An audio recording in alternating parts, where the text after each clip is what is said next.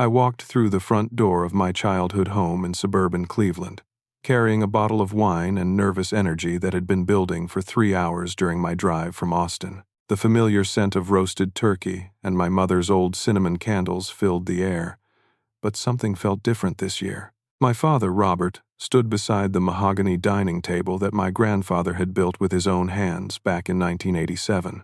My twin siblings, Jessica and Tyler, exchanged knowing glances across the room. Robert cleared his throat with unusual formality and announced they were selling Henderson Family Logistics, the trucking company that had been our family's foundation for 37 years. I would receive nothing from the sale.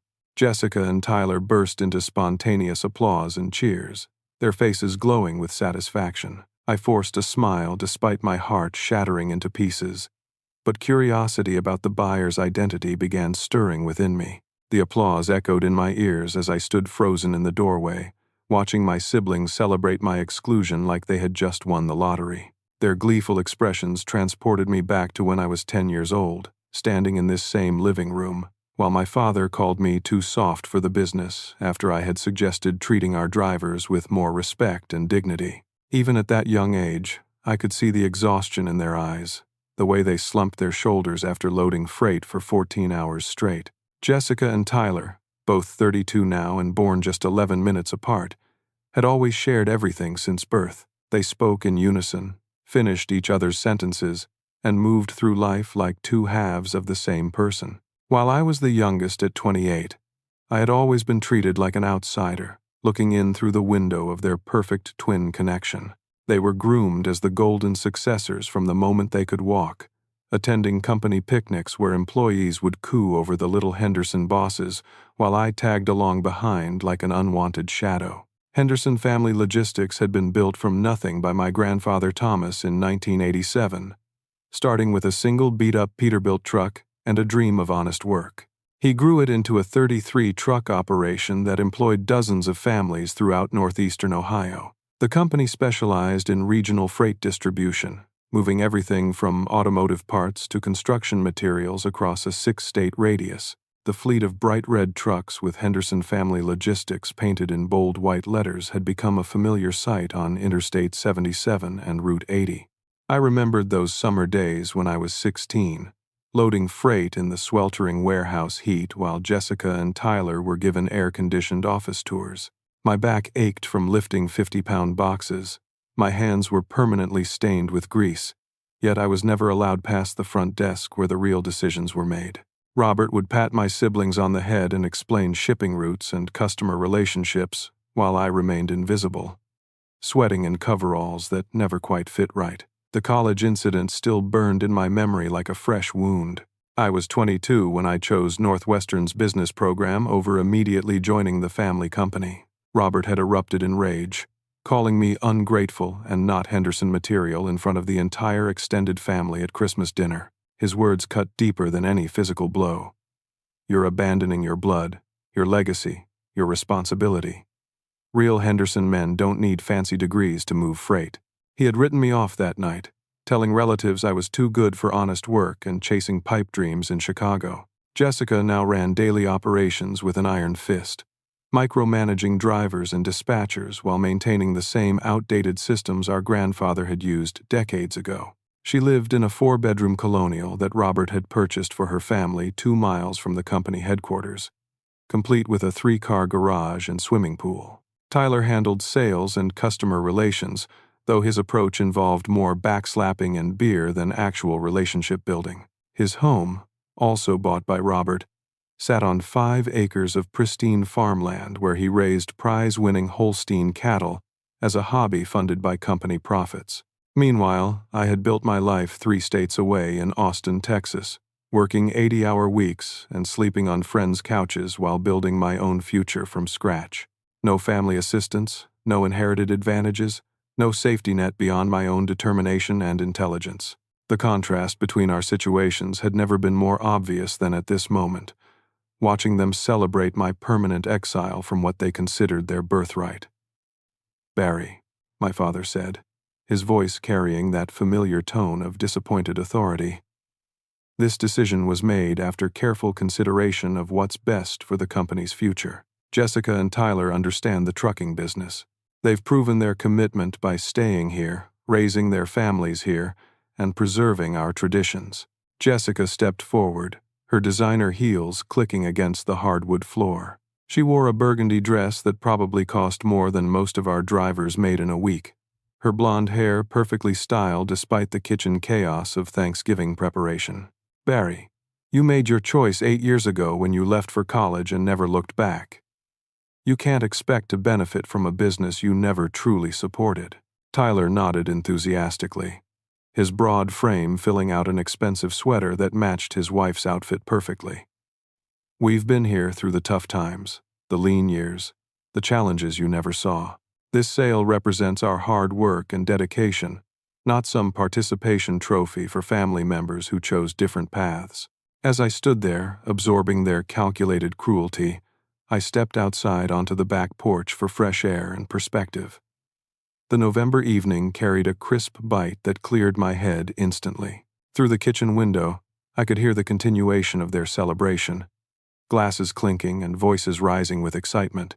But then I heard something that made my blood run cold. "We finally got rid of the weak link." Jessica's voice drifted through the partially open window.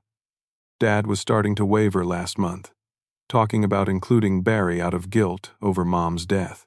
I had to remind him that Barry would modernize everything and destroy the family traditions that made this company successful." Tyler's laughter was sharp and vindictive. "Mom always protected him, made excuses for his softness. Good thing she's not around to interfere with this decision. Barry would have turned us into some corporate operation with employee benefits and efficiency programs. He never understood that this business is about family loyalty and maintaining the way things have always worked." The revelation hit me like a punch to the stomach. This wasn't just about my father's disappointment or my siblings' greed. This was a coordinated plan to exclude me permanently, orchestrated by Jessica and Tyler, who saw me as a threat to their comfortable positions. They had manipulated Robert during his grief over losing Mom, convincing him that my business education and different perspective would somehow diminish the Henderson legacy rather than strengthen it. I realized in that moment that my exclusion wasn't about my qualifications or commitment. It was about power, control, and fear that I might actually improve things in ways that would challenge their authority and expose their limitations. They needed me gone to maintain their illusion of competence and preserve their privileged positions as the chosen heirs. The November air bit through my jacket as I remained on the back porch, trying to process the magnitude of my siblings' betrayal. The sounds of celebration continued from inside, but my attention was drawn to the glow of a cell phone screen through the study window. My father's voice carried across the yard in hushed but urgent tones that immediately caught my attention. "I understand the foreclosure timeline, Mr. Peterson," Robert said into his phone, his voice carrying none of the confidence he had displayed during dinner. "The personal guarantees are coming due in 60 days, and we simply don't have the liquidity to cover them. This sale to Everest Holdings is our only option to avoid complete bankruptcy." I crept closer to the window, my heart pounding as pieces of a puzzle I hadn't even known existed began falling into place. The man who had just proudly announced a $53 million sale was actually standing in his study, pleading with a banker about avoiding financial ruin. $2.3 million in outstanding creditor debt. Robert continued, his voice cracking with stress. "Payroll is 3 weeks behind, and the drivers are starting to ask questions. The equipment loans are in default, and the warehouse lease hasn't been paid since August. If this sale falls through, we lose everything, including the house. The same house where 4 generations of Henderson men had lived, where my grandfather had sketched his first delivery routes on napkins at the kitchen table, where my grandmother had packed sandwiches for drivers who couldn't afford truck stop meals. The idea of losing our family home added another layer of devastation to an already overwhelming situation. Through careful eavesdropping over the next hour, I pieced together a financial crisis that my siblings had somehow managed to hide behind expensive clothes and new cars. Henderson Family Logistics wasn't being sold from a position of strength or strategic planning. They were being forced to sell to avoid complete financial collapse and personal bankruptcy. The deeper I dug into overheard conversations and forgotten paperwork left on kitchen counters, the more horrifying the picture became.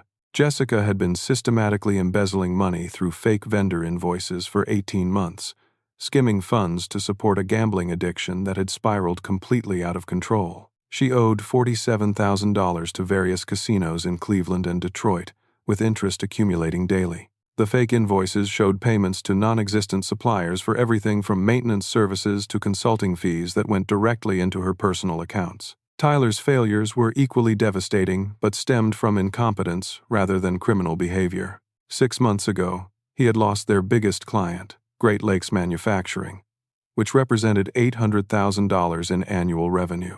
The loss occurred at a company Christmas party where Tyler, after consuming too many drinks, had made inappropriate comments about the client's wife's appearance and suggested she might be more fun than her boring husband. The client terminated their contract the following Monday and spread word throughout the industry about Tyler's unprofessional conduct. But the financial bleeding hadn't stopped there. Tyler had also negotiated several disastrous fuel contracts that locked Henderson Family Logistics into prices 40% higher than market rates for the next 18 months. His sales projections had been wildly optimistic, promising delivery capabilities the company couldn't actually provide, resulting in penalty payments and damaged relationships with long-term customers who had trusted the Henderson name for decades. The warehouse operation, once a model of efficiency under my grandfather's management, had deteriorated into chaos under Jessica's leadership. Inventory was constantly misplaced, delivery schedules were routinely missed, and customer complaints had increased by 300% over the past 2 years. The company's insurance premiums had doubled due to accidents caused by poor maintenance and inadequate driver training, both areas where Jessica had cut costs to maximize short-term profits. Robert confided to his banker that employee morale had reached an all-time low. Experienced drivers were leaving for competitors who offered better pay and working conditions, forcing Henderson Family Logistics to hire inexperienced drivers at reduced wages. The quality of service had declined so significantly that several customers were actively seeking alternative shipping arrangements, further accelerating the company's revenue decline. The most heartbreaking revelation came when Robert explained to the banker that the sale proceeds would barely cover existing debts and legal obligations. After paying off creditors, equipment loans, and outstanding payroll, the family would be left with perhaps $200,000 to split among themselves. The $53 million headline was misleading because most of that money was already owed to other parties. Despite this financial catastrophe, Robert maintained his stance that I didn't deserve a share because I had abandoned the family when they needed me most. The irony was crushing. While I had been building my own success 3 states away, my family had been destroying the very business they claimed to protect from my corrupting influence. Their pride and prejudice had blinded them to their own incompetence and criminal behavior. As I stood in the darkness outside my childhood home, I realized that everything I had been excluded from was actually collapsing under the weight of their poor decisions and character flaws. The golden children who had been chosen over me were presiding over the systematic destruction of our grandfather's legacy, and they were planning to blame me for not being there to help prevent it. The bitter irony of my family's situation would have been amusing if it weren't so tragic. While they celebrated excluding me from their failing enterprise, I had spent the past 8 years building something they couldn't even comprehend. The truth about my success in Austin had remained my closely guarded secret, but standing in the shadows of my childhood home, I realized the time for hiding was over. Everest Holdings hadn't emerged from nothing like some overnight miracle. I had founded the company in my cramped studio apartment in Austin 8 years ago with $100,000 in savings accumulated through 3 years of working double shifts at a regional transportation consulting firm. While my college classmates were partying and taking unpaid internships, I was learning the logistics industry from the ground up, studying route optimization algorithms during my lunch breaks and analyzing inefficiencies in traditional trucking operations. The breakthrough came when I developed proprietary software that could increase trucking efficiency by 42% through advanced route planning, real-time traffic analysis, and predictive maintenance scheduling. Traditional logistics companies were still using systems designed in the 1990s, routing trucks based on simple mileage calculations rather than considering traffic patterns, weather conditions, fuel costs, driver hours of service regulations, and delivery time requirements. My software integrated all these variables into a comprehensive optimization platform that could save trucking companies hundreds of thousands of dollars annually while improving customer satisfaction and driver working conditions. The technology was revolutionary because it learned from each delivery, continuously improving its recommendations and adapting to changing conditions automatically. Starting with a single client in Austin, I had grown Everest Holdings into a technology powerhouse that served over 300 logistics companies across North America. Our client list included major retailers, manufacturing corporations, and even government agencies that relied on our software to manage their transportation needs efficiently. Revenue had reached $12 million last year, with profit margins that would have made my grandfather's generation weep with amazement. The company employed 47 people in our sleek downtown Austin headquarters, a converted warehouse space with exposed brick walls, state-of-the-art computer systems, and a corporate culture built around innovation, employee development, and work-life balance. Our programmers earned six-figure salaries, enjoyed comprehensive health benefits, and received stock options that made them genuine partners in our success rather than expendable resources. Industry recognition had followed financial success. Transportation Weekly had named me Innovation Leader of the Year 6 months ago, featuring a cover story about how Everest Holdings was revolutionizing an industry stuck in the past. The article included a professional headshot taken in my office, but I had used my middle name and kept my family background deliberately vague to avoid unwanted attention from Cleveland. My acquisition strategy had been developing for 3 years, quietly purchasing struggling family trucking businesses across the Midwest and transforming them with technology, capital, and modern management practices. The results were consistently spectacular. Companies that had been losing money for years became profitable within 6 months of implementing our systems and operational improvements. Each acquisition taught me more about the industry my family claimed I didn't understand. I learned about the personal relationships between drivers and dispatchers, the importance of equipment maintenance schedules, the challenges of regulatory compliance, and the delicate balance between customer service and profitability. Unlike Jessica and Tyler, who had inherited their positions without earning them, I had studied every aspect of logistics operations with the intensity of someone who had something to prove. The most delicious irony was that Henderson Family Logistics had been unknowingly paying me royalties for 2 years. They licensed my route optimization software through a third-party distributor, never realizing they were funding the success of the son they had rejected. Every month, their subscription fees helped grow my company while their own operations continued deteriorating under incompetent management. I had built Everest Holdings specifically to prove my father wrong, planning this moment for 8 years with the patience and determination of someone who understood that the best revenge was massive success. Every late night spent coding algorithms, every weekend spent studying transportation regulations, every rejection from potential investors had been motivated by the memory of Robert calling me not Henderson material in front of our extended family. The business model was elegant in its simplicity. We provided technology solutions that made trucking companies more efficient, more profitable, and better places to work. Our clients saved money, improved customer service, and retained employees longer because we showed them how to optimize operations without sacrificing quality or cutting corners. It was everything Henderson Family Logistics could have become if they had embraced innovation instead of clinging to outdated traditions. My employees knew about my background and the personal motivation behind our acquisition strategy. They understood that Everest Holdings wasn't just a technology company, but a mission to prove that modern management, employee development, and technological innovation could transform an industry dominated by family dynasties that resisted change. As I stood outside my childhood home, listening to my family celebrate my exclusion from their dying business, I felt a mixture of satisfaction and sadness that was difficult to process.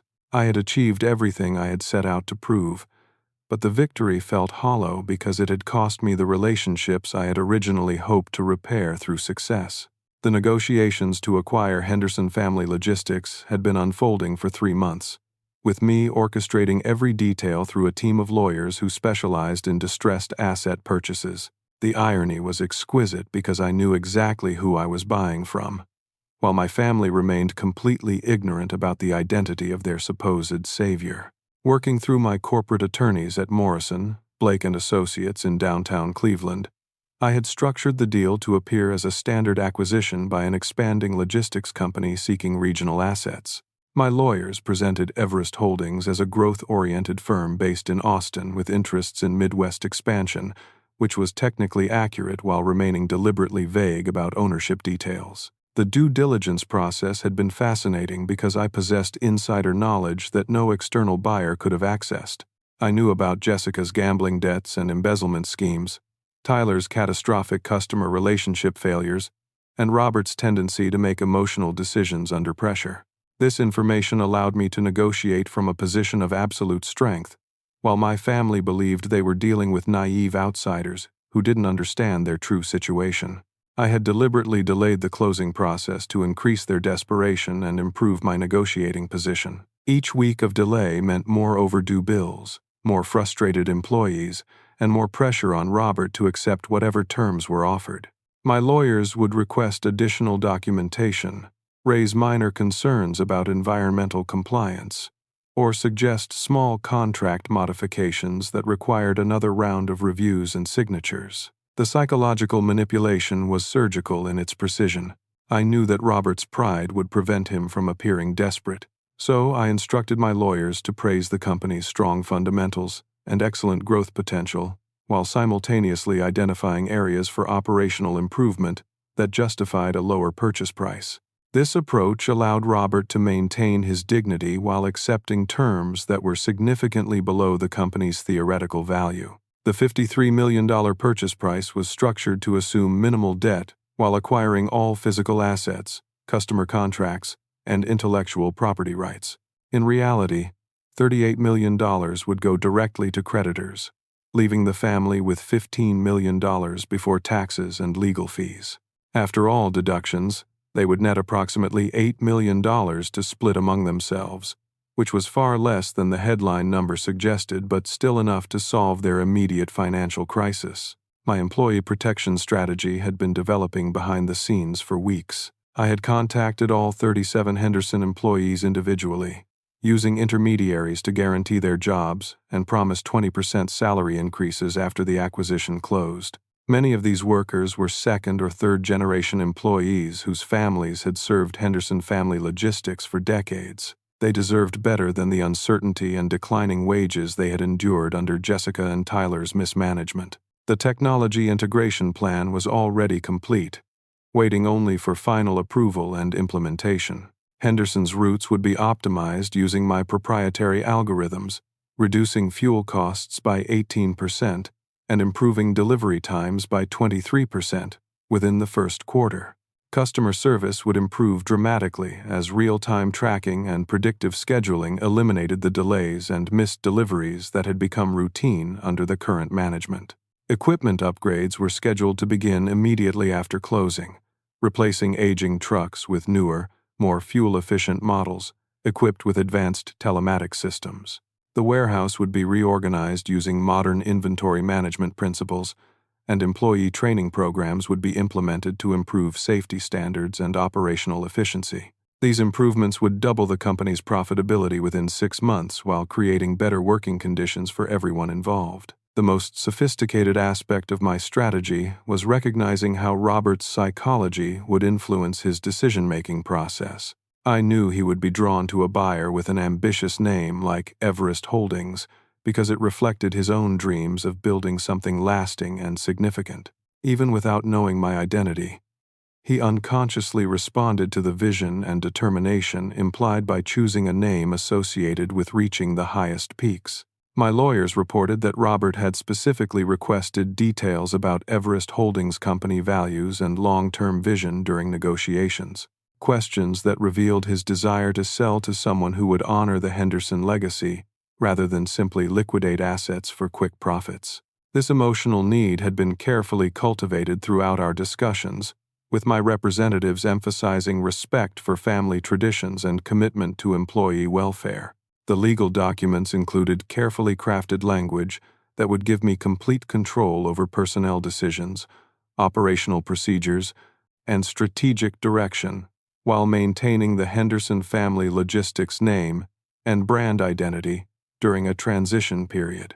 This approach would allow me to implement necessary changes while preserving the emotional connection that employees and customers had developed over 37 years.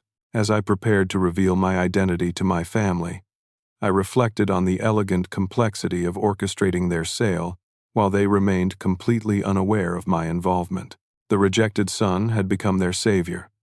The family failure had become their buyer, and the weak link had become their new boss. The power dynamics that had defined our relationships for decades were about to be permanently reversed through this carefully planned acquisition. The moment had arrived for the revelation I had been planning for 8 years. I walked back inside from the porch, my heartbeat steady despite the magnitude of what was about to unfold.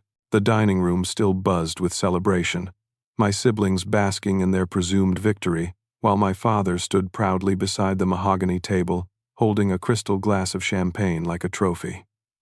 "Dad," I said, my voice carrying just enough curiosity to seem natural, "who exactly is the buyer? Which company made such a generous offer?" Robert's chest swelled with pride as he straightened his shoulders and smiled broadly. "Everest Holdings, a very successful logistics company based in Austin, Texas. They're paying $53 million cash, closing in 2 weeks. The CEO personally reviewed our operations and was extremely impressed with what we've built here." Jessica raised her glass toward the ceiling, her diamond bracelet catching the light from the chandelier. "They recognized quality when they saw it, Barry. Real business people understand value and tradition, not just fancy college theories." Tyler nodded enthusiastically, his face flushed with champagne and satisfaction.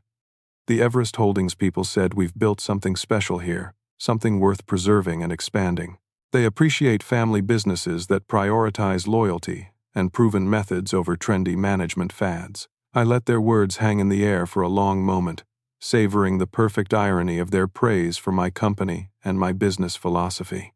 Then I smiled slowly, pulling my phone from my jacket pocket and setting it on the mahogany table where everyone could see the screen clearly. "That's interesting, Dad," I said quietly. "I'm curious about their decision-making process. Did they mention what specifically impressed them about Henderson Family Logistics?" Robert launched into a detailed explanation of the buyer's supposed admiration for their operational efficiency, customer relationships, and family values. With each word, the irony deepened until I could no longer contain myself. I began laughing, softly at first, then with increasing intensity until the entire room fell silent and stared at me with confusion and growing concern. "Dad," I said, my laughter subsiding into a gentle smile, "I need to tell you something important. I am Everest Holdings." The words landed like a thunderbolt in the middle of their celebration. Robert's face drained of color so quickly I worried he might collapse. The crystal glass slipped from his fingers and shattered against the hardwood floor, sending champagne and glass fragments across the room. Jessica's mouth opened and closed silently like a fish, gasping for air, while Tyler's expression shifted from confusion to disbelief to dawning horror. "That's impossible," Robert whispered, his voice barely audible. "Everest Holdings is a major company with offices and employees and contracts worth millions of dollars. You've been living in Texas, writing computer programs." I reached into my jacket and pulled out a business card holder, extracting several cards embossed with Barry R. Henderson, founder and CEO, Everest Holdings in raised lettering. I placed them on the table next to my phone, which displayed our company website featuring the same logo that appeared on their purchase agreement. Computer programs that revolutionized logistics operations across North America. I corrected gently. Technology that increased efficiency by 42% for over 300 companies, including yours, for the past 2 years. Jessica finally found her voice, though it came out as a strangled whisper. "You're lying. This is some kind of sick joke. You couldn't possibly have built a company worth $53 million. I opened my phone's photo gallery and showed them pictures of our Austin headquarters, the 47 employees at our annual company picnic, the cover of Transportation Weekly featuring my professional headshot. and bank statements showing our $12 million annual revenue. Each image hit them like a physical blow, destroying their fundamental assumptions about my capabilities and achievements. Tyler's face had turned an unhealthy shade of red as the implications sank in. If you're really the buyer, then you know about everything. The financial problems, the lost customers, the operational issues we've been dealing with. I know about Jessica's 18 months of embezzlement through fake vendor invoices, I said calmly, watching her face crumble with terror. I know about your insulting behavior at the Great Lakes Manufacturing Christmas party that cost us $800,000 in annual revenue. I know about the fuel contracts that locked us into prices 40% above market rates. I know that employee morale has reached historic lows and that customer complaints have increased by 300% under your leadership. The room erupted in chaos. Robert slumped into his chair, his head in his hands, muttering, "What have I done?" repeatedly. Jessica burst into tears, not from remorse but from fear of criminal prosecution for her embezzlement. Tyler began pacing frantically, running his hands through his hair as he realized his incompetence was now documented in company records that I would soon control. "How long have you known?" Robert asked, his voice hollow with defeat and regret. "I've been negotiating this purchase for 3 months through my lawyers," I replied honestly. "I knew exactly who I was buying from, exactly what condition the company was in, and exactly why you were desperate enough to sell to the first buyer who made a reasonable offer." The revelation sparked a new wave of panic as they realized the full scope of my knowledge and planning. Their celebratory dinner had transformed into a nightmare scenario, where the rejected family member had outmaneuvered them completely, using their own prejudices and limitations against them in a carefully orchestrated acquisition. Outside, the sound of car doors slamming and raised voices indicated that our conversation had attracted attention from neighbors and relatives who had heard the commotion. The Henderson family drama was becoming public knowledge, adding humiliation to their growing list of problems. "The closing is scheduled for December 15th, I continued, my voice remaining calm despite the emotional tornado I had unleashed. "At that point, I'll own all assets, all records, and all evidence of operational decisions made over the past several years. I'll also control all employment decisions, including whether to pursue criminal charges for embezzlement or simply terminate employees for poor performance." The aftermath of my revelation unfolded like a psychological earthquake, with tremors continuing to shake our family foundation as each person processed the magnitude of what had just occurred. Robert aged 10 years in 10 minutes, his shoulders sagging under the weight of realizing he had rejected his most capable son and then unknowingly sold the family business to him for far less than it could have been worth under competent management. "I destroyed everything," he whispered, his voice breaking with emotion. "Your mother always said you had the best business mind in the family, that you understood people and systems in ways the rest of us couldn't. I let my pride and stubbornness blind me to your potential. And now I've lost both my son and my legacy." Jessica's composure had completely disintegrated as the criminal implications of her embezzlement became clear. Through tears and hyperventilation, she confessed to stealing $173,000 over 18 months, using increasingly sophisticated fake vendor schemes to fund her gambling addiction at casinos throughout Ohio and Michigan. "I never meant for it to spiral out of control like this," she sobbed, clutching my arm desperately. "It started with just $5,000 to cover a bad weekend in Detroit. But the debts kept growing and the gambling kept calling me back. I kept telling myself I'd win enough to pay it all back before anyone noticed. But every victory was followed by bigger losses." Her confession revealed a level of psychological desperation I hadn't fully understood. The pressure of being Robert's chosen successor, combined with her natural inclination toward risk-taking, had created a perfect storm of self-destructive behavior. She had embezzled money to fund gambling that was supposed to generate profits to cover previous gambling losses, creating a downward spiral that could only end in criminal prosecution or financial ruin. Tyler's breakdown was different but equally devastating. Rather than criminal behavior, his failures stemmed from incompetence, arrogance, and a fundamental misunderstanding of how customer relationships work in modern business environments. His begging was pathetic in its desperation and revealing in its self-awareness. I know I've made terrible decisions, Barry. The Great Lakes incident, the fuel contracts, the way I've treated employees like they should be grateful for any job at all. I inherited Dad's temper, but none of his business sense. Please don't destroy my reputation completely. I have 3 kids who look up to me, and my wife doesn't know how bad things really are. The phone calls began within an hour as word of my success spread through our extended family network. Aunts and uncles who had dismissed me as the family disappointment suddenly wanted to congratulate me on my achievements and apologize for their previous attitudes. Cousins who had ignored me at family gatherings left voicemails expressing pride in my accomplishments and requesting advice for their own business ventures. Uncle Mike, Robert's younger brother, called to express shame about his behavior at family gatherings over the years. I always thought you were too soft for the trucking business, Barry.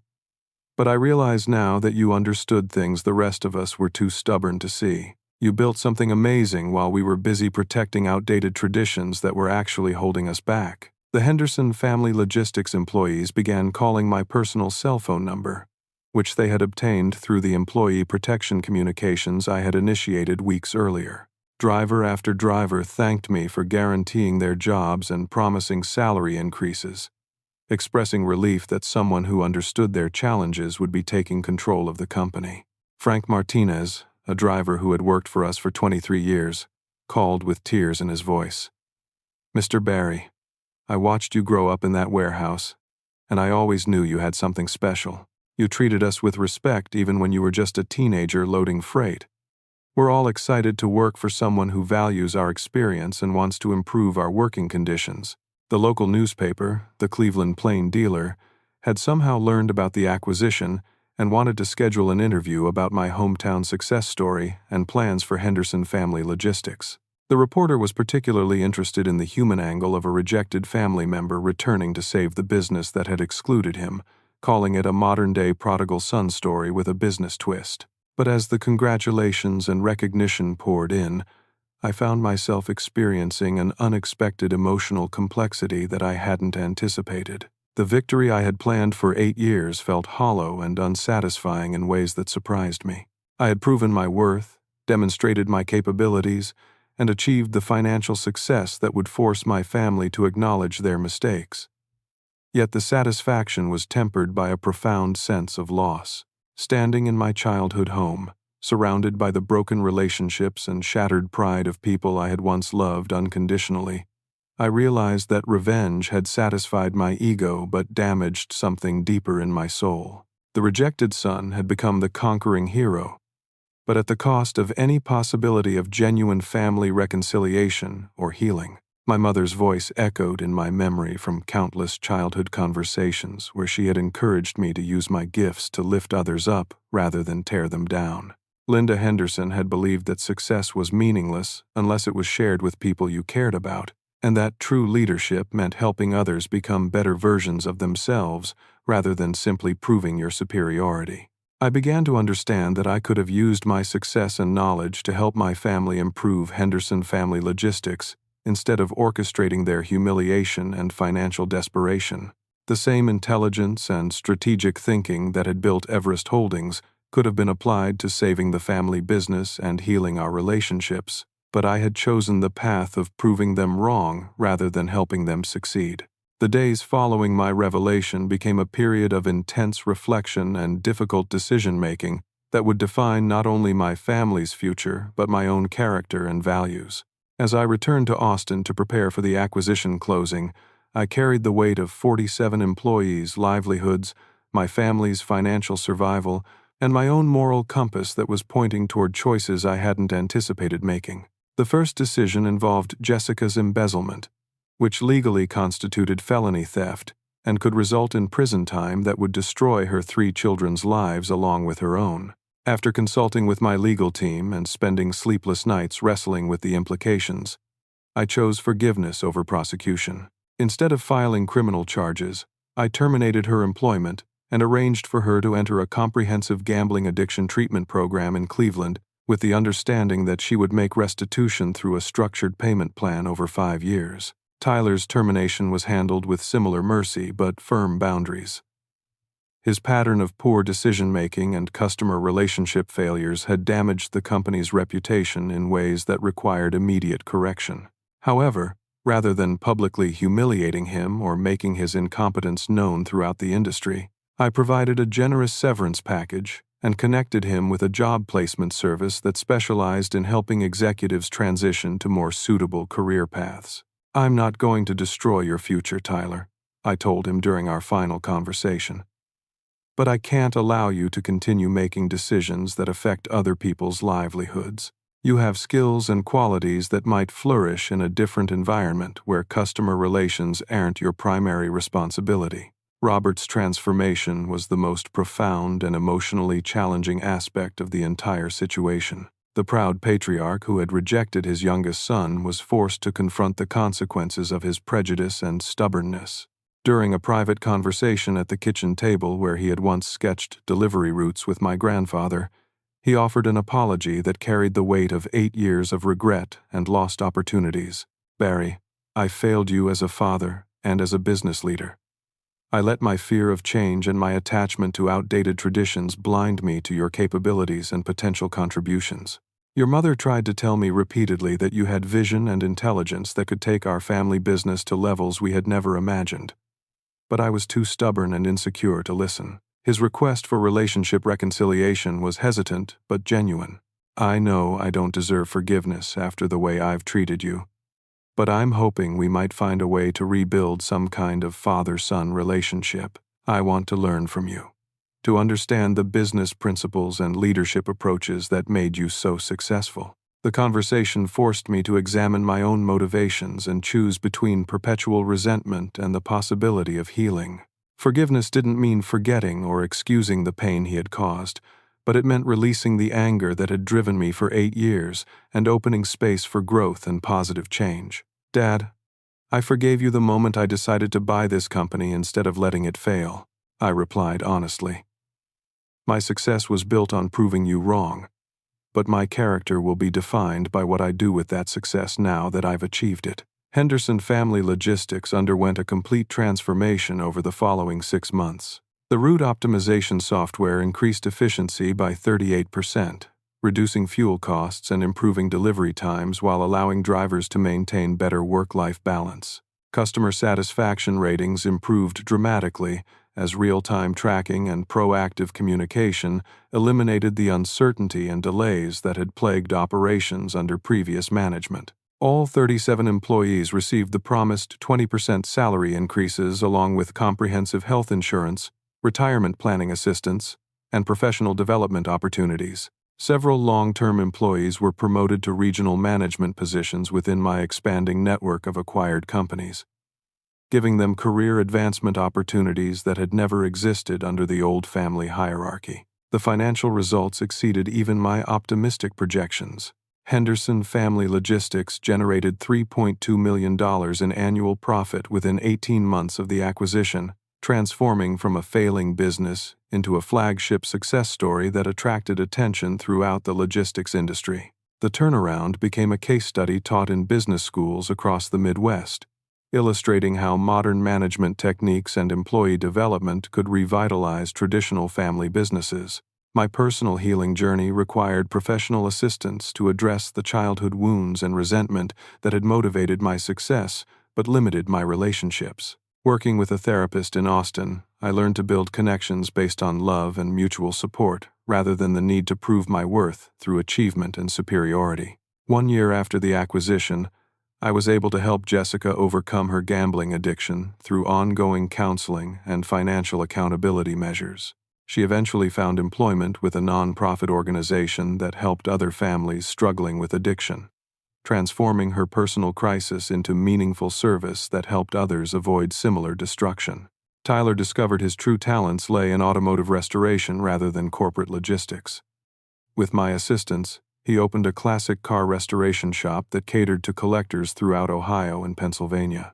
His attention to detail and mechanical aptitude, which had been wasted in sales and customer relations, flourished in an environment where craftsmanship and individual projects were valued over interpersonal skills.